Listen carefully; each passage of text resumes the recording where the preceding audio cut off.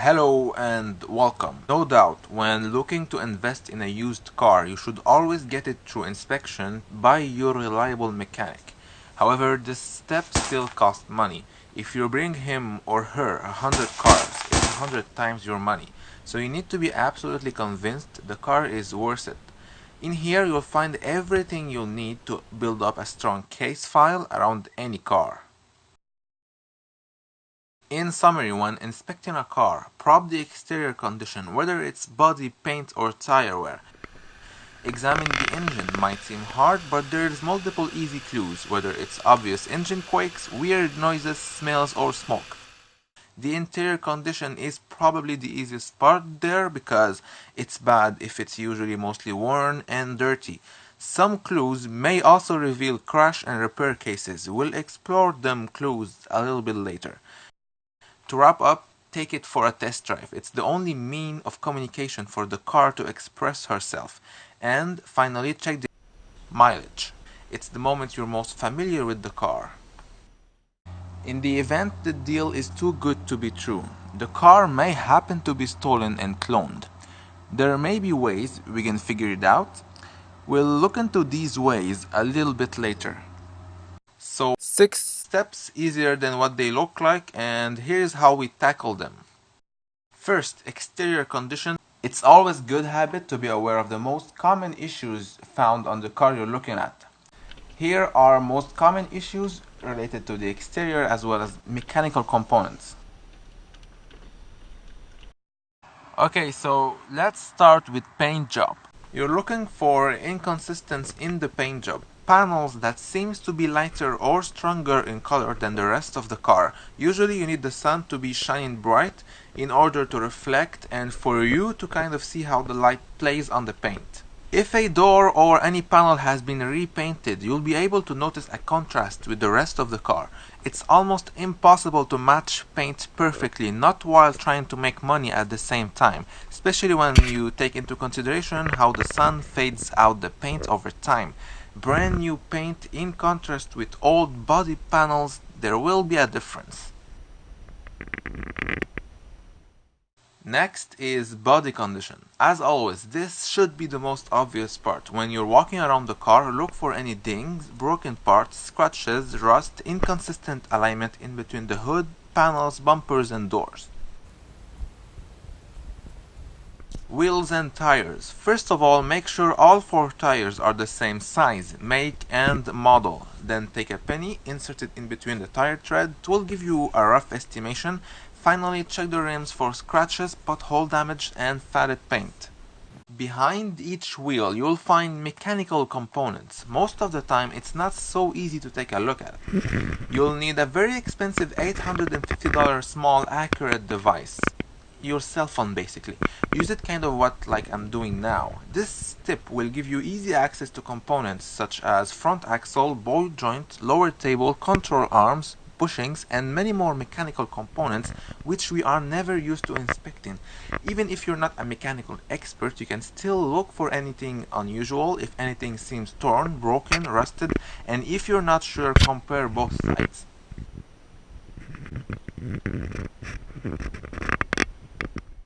Check and see if the headlamps are becoming blurred and yellow.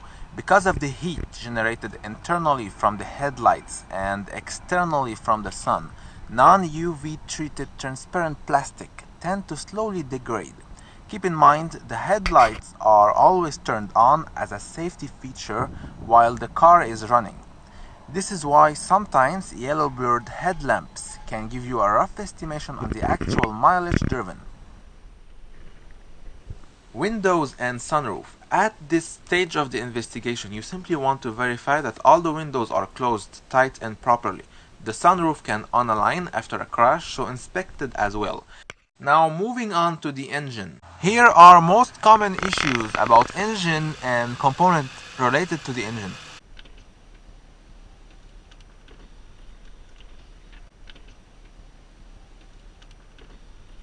Okay, so usually we start by inspecting oil quality. However, this car does not come with an oil dipstick.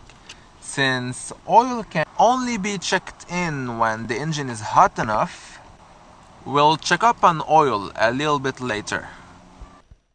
Next, start the engine up and listen. Ideally, a cold start is the best way for checking an engine. If it's too rough, you know it's usually packing a big load of mileage.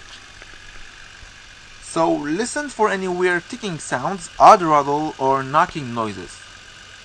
Some disturbing, grinding, noisy knocking sounds, which should indicate engine failure, tend to go away when the engine is heated up or filled with additive oil meant to suppress troubling sounds. This is the part that I hate the most, because most of the time when you get to the car you want to see, sometimes for honest reasons, the salesman will have your car already preheated and warmed up.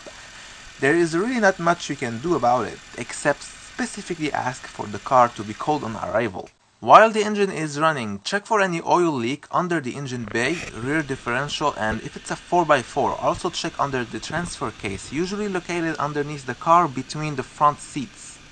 Sometimes you'll find literally oil leaking on the floor, but most typically you want to make sure that everything is dry and that there is no trace of leaked oil. Let's move on the exhaust.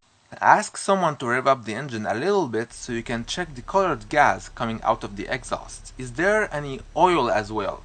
There is three main colors that could indicate engine failure: dark black, blue, or white gray. The usual color should not be noticeable in summer and very light gray in winter. Moving on, engine bay inspection. After letting the engine heat up, it is the perfect time to inspect the engine bay. So shut the car off, check and see if there is any weird smells, whether it's coolant fluid or burnt kind of smell. Look for any steam or smoke all around the engine bay.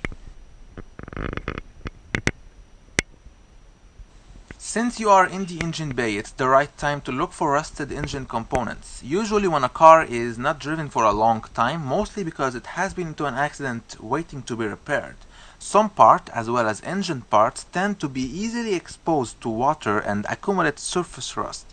Either way, look around for rusted engine part as well as rusted frame and engine bay panels.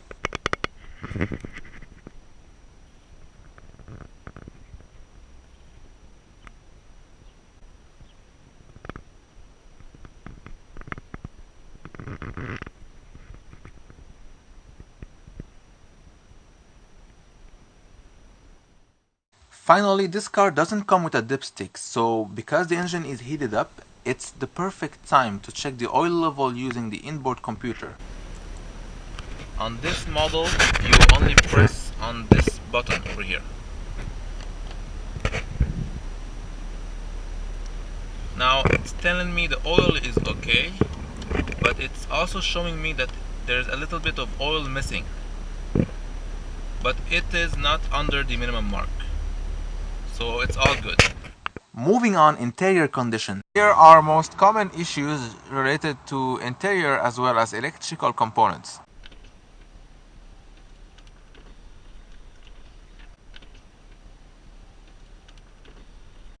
Okay, so look for any interior wear mark. Less mileage means more value. When people run out of honesty, they become horrible. They decrease mileage without ever restoring life to the car, which is a major problem and is, in my opinion, why a lot of cars that we expect to be reliable appear unreliable. When you buy a used car showing 20,000 km and you are supposed to replace your transmission oil at 100,000 km, you are not aware the real genuine mileage you bought the car is actually 120,000 km. If it's not too late, you end up replacing your transmission oil when the car really hits 200,000 kilometers, thinking it's 100,000 kilometers. And you know how we rate issues occurred based on mileage driven? Well, that doesn't mean anything if we keep manually rolling back the displayed mileage on the dashboard. Needless to say, we need to find clues all around that can justify the mileage. Look for any unusual wear and tear on the steering wheel, seats, and switches. Any unusual condition could be caused by excessive use, which should indicate a relatively high mileage. We talked earlier about clues indicating a crash and repair case. It's mainly the seat belt mixed with black mechanic kind of dirt. When a car gets into the hands of a cheap money-making mechanic, you'll most probably find mechanic dirt all around the interior. Granted, it doesn't mean the car was crashed. the car might simply be in for cheap maintenance. A crash and repair case is most usually given away by the seat belts. See, seat belts are made in a specific way so they lock when the car gets into a crash, and they have to be replaced, but they are expensive parts to buy directly from the dealer because they usually come as a full kit because of safety measures, which makes it the perfect black market item, usually stolen parts. This is where it gets interesting. Parts on the black market aren't handled with all due care and attention. Once they have been removed from stolen cars, they are basically thrown away, waiting for customers. Meanwhile, those parts accumulate dirt, rust, and all kind of nasty stuff. The weird part is that nobody bothers cleaning them up. That is the best explanation I was able to come up with after witnessing numerous recent cars with seat belts in terrible state. In this case, the seat belts are crystal clean, all good.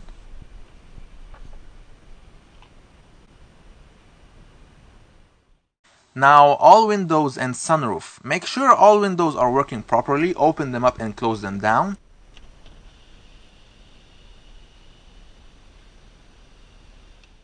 Don't forget to check if windshield wipers show any malfunction.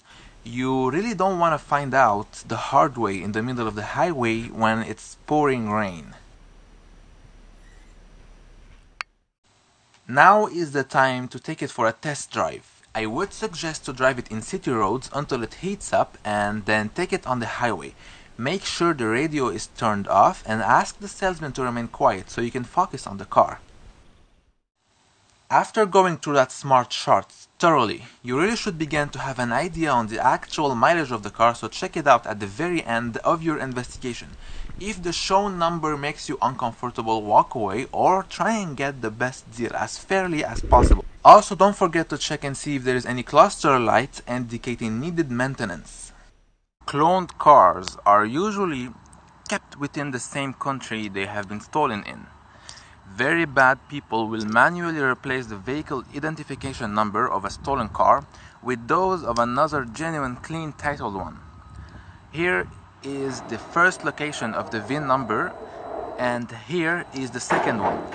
All cars of any make, year and model should have these two identification number.